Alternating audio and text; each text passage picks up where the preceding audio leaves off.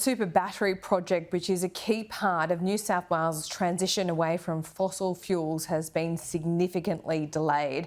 The setback adding to the list of energy project delays in the state. It's a $1 billion battery. It's owned by BlackRock, and they've described this as a catastrophic failure beyond repair. So what does this mean exactly? Joining me live now is the Grattan Institute's Energy and Climate Change Senior Fellow, Tony Wood. Thanks so much for your time. Tony, first of all, this is a major project. It is striking to me upon the reading of this report just how fragile the renewable system is when this failure, yes, a massive $1 billion battery, and its failure can put those targets, even in 2030, well, in so much doubt. You know, Laura, I guess there's two aspects to this. One is what we've seen here is a system where you've got a big battery. This battery is big enough to run for, it's about 800 megawatts and run for about 2 hours at that level, which, while it's online, is the equivalent of a small coal or gas-fired power station. The trick, of course, is that the battery runs out in a very short space of time. So it's got an important role to play.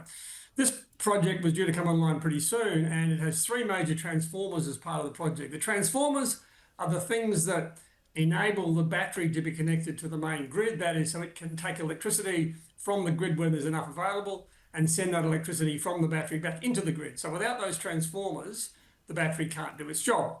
And one of those transformers has failed. We don't know yet what the nature of the failure was, but it was bad enough that it's considered to be beyond repair by the operators of that battery. It was very close to being up and running. Now, transformers are a significant part of our system. They're involved right throughout the grid. They're involved with major generators and so forth. From time to time, transformers, like every other part of the system, has problems. So I think this is a big setback for this particular battery. I'm not yet sure that it's a particularly significant setback for the transition or the planning and process against achieving what needs to be done in New South Wales. Well, coal's already been extended in that, for New South Wales. We've seen that, and that decision was made by the Minns government. The Minns government also asking for these East Coast gas reservation and to get Narrabri up and running. I mean, there's a lot of market signals at the moment, Tony, and correct me if I'm wrong, that just show how fragile this whole transition is. Look, I think one of the problems we're facing, Laura, is that when we began this transition, I think there was some optimism that almost it was going to be easy and pretty cheap, and it's turning out not to be easy or cheap. And the scale of what's being proposed here, what we need to do, is pretty significant.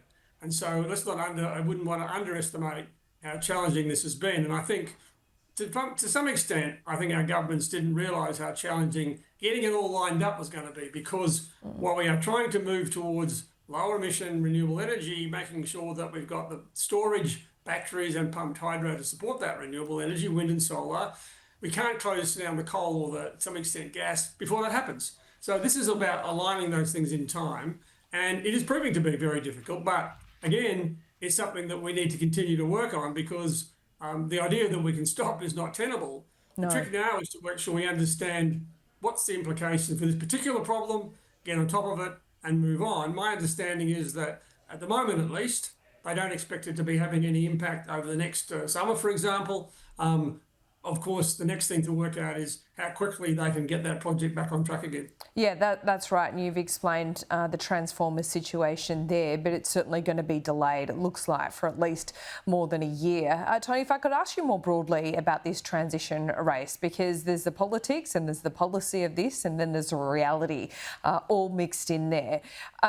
I've been looking at a number of papers overseas that show that there are other nations around the world, Germany being one of them, China another, when transitioning to renewables, they've discovered the same problems that we have, that it is not as easy as first thought. So other nations have shown the ability to be flexible, to kind of take stock more regularly than Australia has. Here, at least the politics from this government is, no, they're barrelling ahead, and they're ignoring some of the warning signs we're seeing around the world.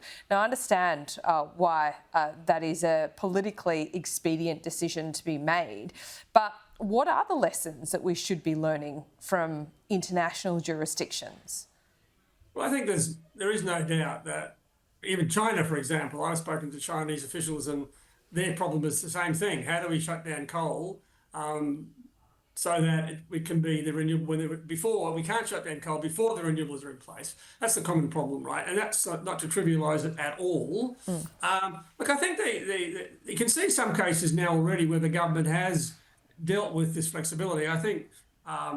Unfortunately, I think it was unfortunate the government got locked into very specific targets that we may or may not achieve. And I think we'll get close, but maybe not completely. And that's why I support the idea of our 2035 target being more of a range rather than a single number, because there's so many things that can happen, both positive and negative, that are going to affect this. I think the government's shown that it can be, the system, the plan can be flexible to the real world, remembering that the thing we do know is that climate change isn't going to give in easily. The world has to address this problem. We can't do it singularly, but we are part of the world. And so we have to work as Australians, but also with other countries to ensure we make progress. There are things we can learn. I mean, I think Australia's got its own very unusual demographic and geographic. We're a big country with a relatively small population, with big distances, and sometimes that creates positives, but it also creates some of the challenges we're seeing, particularly building the transmission system to connect renewables. So I think the government is now getting a handle on this, and it's also why they brought in the capacity investment scheme to try and improve the rate at which we're making progress. But we're learning all the time, Laura, and I think it's challenging to learn on the job.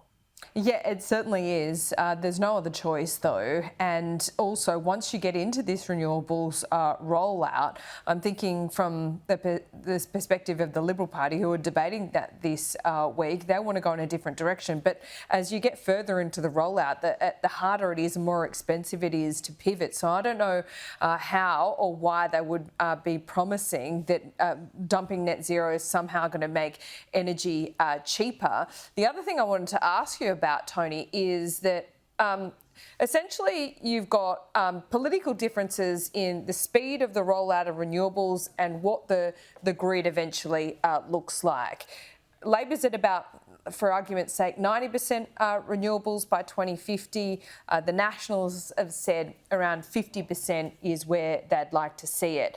Does it matter? Oh, and the Nationals also argue the drawbacks of rolling out transmission lines across the country.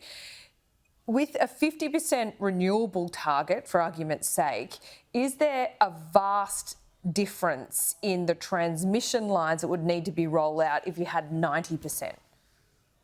Well, it depends what else you put in place, right? I think the challenges of being opposition is you have a quite important role to hold the government to account. And some of the things that the government's been doing haven't gone as well as they might have done. And I'm sure the government feels that as well. That's the role of the opposition. But of course, when they're also needing to be an alternative government, putting forward a plan that would actually solve the problem.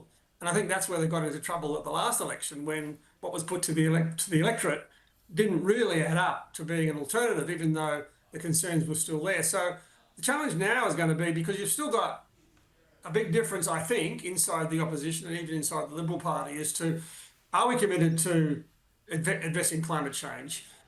To what extent are we going to establish some form of target and remain in the Paris Agreement, as Andrew Bragg was talking about on the weekend, right? So if we do that, then you've got to say, okay, if we're in the Paris Agreement, we are going to address climate change. I think that's still a majority of the people in the Liberal Party would feel that way. Then how do we do this? It's all very well to criticise what the government's doing, but I don't see any way forward, even if we stopped everything today, that an alternative would produce either lower prices or lower emissions, by the way, and maintain a reliable system. And even if we replace old coal with new coal, that still would be expensive, because the old stuff's been there for a long time, it's both cheap, but it's becoming unreliable. Yeah. So I think there's a challenge here to say, well, whatever we do, I think our politicians should stop arguing that their solution is going to bring down prices in a way that their counterparts can't do, because I don't think I see real credibility in either.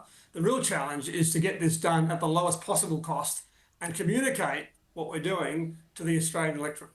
So what's the real effect of, if by some polling miracle, the Liberal Party, the coalition, won the next election, they dropped net zero. What would be the real world effect of that?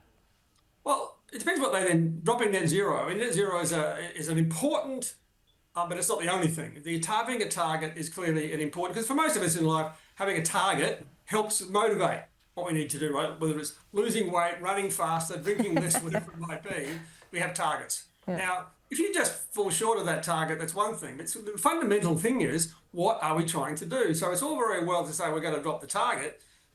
Do we stay in the Paris Agreement, for example? But also, much more importantly, is what are we now going to do? Because I think this target, unfortunately, has become a bit of a stalking horse for all sorts of debates, when the real issue is going to be, how do we resolve the politics about whether the opposition is committed to climate change, addressing it? And then secondly, what would it put forward as a way of addressing the same fundamentals, reducing emissions, maintaining reliability, and ensuring that we have the lowest possible cost? And that's the challenge for both.